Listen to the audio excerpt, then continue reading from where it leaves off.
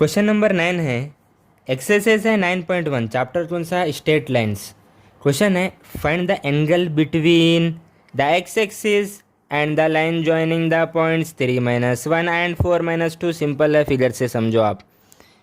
अभी मान के चलो ये एक्स वाई प्लेन है, ठीक है ना, एक्स वाई प्लेन है, ठीक है। ये एक्स एक्सिस है ना आपकी, ठीक है, ये तो बात कंफर्म है। और ये क्या होता, वाई एक्सिस होता। ये पॉइंट्स को मैं यहाँ पे प्लॉट करूँ, x3 है, y-1 है, x3 है यहाँ पे, y- है लगभग पॉइंट यहाँ पे है, ठीक है। x4 है, देखो x4 है, y-2 है लगभग पॉइंट यहाँ पे है, ठीक है, ठीक है। ये लाइन पास हो रही, लाइन पास हो रही, राइट। ये लाइन है, ये कौन सी लाइन है, ये लाइन एल है समझो, ये लाइन एल है समझो, ठीक है, right. Find the angle between the x axis, angle between x axis ये है, and the line joining the points. ये पॉइंट्स कौन सा हुआ मेरा, 3, -1 हुआ, और ये कौन सा हुआ, 4, -2 हुआ, देखो, राइट ना, ठीक है।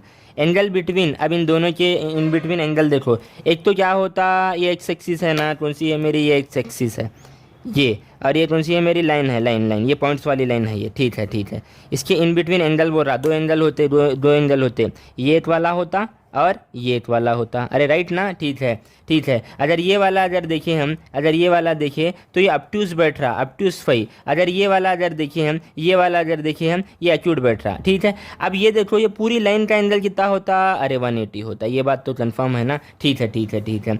एंगल बिटवीन बोल रहा हूँ, एक्स एक्सिस से कंपेयर करें तो ये वाला जो है अपना फाई हो रहा, और ये वाला थीटा। मीन्स मैं ये यहाँ पे क्या कर रहा हूँ मालूम, एंटी क्लॉकवाइज जा रहा हूँ, और इधर क्या जा रहा हूँ मैं, क्लॉकवाइज जा रहा हूँ मैं, राइट, ठीक है, ठीक है। अपन अब फाइंड करेंगे, ठीक है, ठीक है। ये पॉइंट्स क्या है, ये 3 है, -1, और ये पॉइंट्स क्या है मेरा, 4 है और -2 है, ठीक है, ठीक है, ठीक है। अपने को एंगल बिटवीन, एंगल अब वो एंगल या थीटा या फाई या दोनों फाइंड करना है अपने को, सॉल्व करेंगे इसको, ठीक है।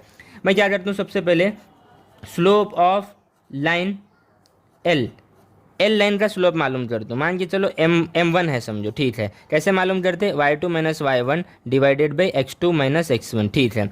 ये x1 y1, ये x2 y2, यहाँ पे लिख दो आपने तो x1 y1, और ये क्या है आपका x2 y2 कितना है यहाँ पे, -2, ठीक है। फार्मूले में माइनस है, माइनस y1 कितना है, -1 है, और फार्मूले का -1 +1 हुआ, डिवाइडेड बाय x2 कितना है यहाँ पे, 4 है, 4 माइनस x1 कितना है, 3। इसको सॉल्व करो, m1 कितना होता है, -2 में +1 गया, -1, और यहाँ पे 4 - 3 1 हुआ, तो फाइनली स्लोप -1 आया। ये लाइन का स्लोप कितना आया, m1 अगर बोले तो -1 आया, ठीक है। वैसे भी ये लाइन क्या थी, अपट्यूस थी। यहाँ से देखो आप, एंगल क्या बैठ रहा, अपट्यूस में स्लोप नेगेटिव होता है, ये बात हमने बताई है आपको, ठीक है। एक स्लोप ये आया। अब एंगल बिटवीन, एक लाइन ये थी, ये लाइन का स्लोप m1 आया, और एक लाइन कौन सी है, एक्स एक्सिस का स्लोप क्या होता, and slope of x axis का स्लोप 0 होता है, हम बात बताएं आपको, राइट, ठीक है, ठीक है, ठीक है। एंगल बिटवीन का फार्मूला मैं लिखूँ यहाँ पे, वी नो दैट, क्या है formula, tan theta equal to m2 - m1 divided by 1 + m1 m2 mod डंडा। ये जो आए एक्स एक्सिस का स्लोप, इसको m2 बोलो आप, ठीक है। और ये लाइन L1 का स्लोप जो था, उसको m1 बोले, कितना -1 आया, ठीक है, वैल्यू रख देंगे आप। ये फार्मूले से जो आंसर आएगा, जो एंगल आएगा, वो एक्यूट आएगा। अपट्यूस कैसे लाते हैं अपने को मालूम, फाई जो आएगा 180 - थीटा।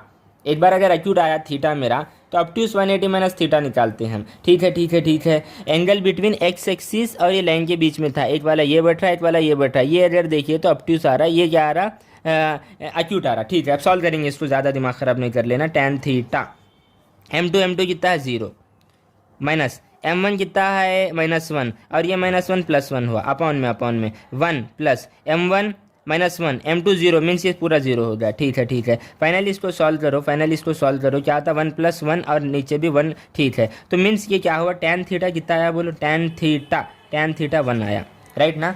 एंगल बिटवीन में थीटा मालूम करना है हमारे को, ठीक है। अब इसको सॉल्व करो मैं, tan थीटा इक्वल टू 1 को मैं लिखूंगा tan 45, अरे राइट ना, अपने को मालूम है tan 45 डिग्री की वैल्यू 1 होती ना, ठीक है। इस 1 को क्या करा, tan 45 लिया मैं। अब क्या होगा, अगर यहाँ पे मैं थीटा की बात करा तो थीटा कितना आया मेरा, 45 डिग्री आया, राइट। क्या हुआ ये tan theta equal to tan 45 degree हुआ। अब tan tan कैंसिल नहीं होता, यहाँ पे इन्वर्स प्रॉपर्टी लगती, थीटा इक्वल टू tan को अगर RHS शिफ्ट करे तो इन्वर्स होता वो tan इन्वर्स, यहाँ पे क्या होगा tan 45 होगा, और tan इन्वर्स tan थीटा होता है, थीटा पे यहाँ पे 45 था, ये प्रॉपर्टी लगती। अब बहुत सारे tan tan कैंसिल करके थीटा 45 बताते, लेकिन ये कॉन्सेप्ट नहीं है। यहाँ पे थीटा कितना आया 45 आया, ये वाला आंसर आया देखो 45।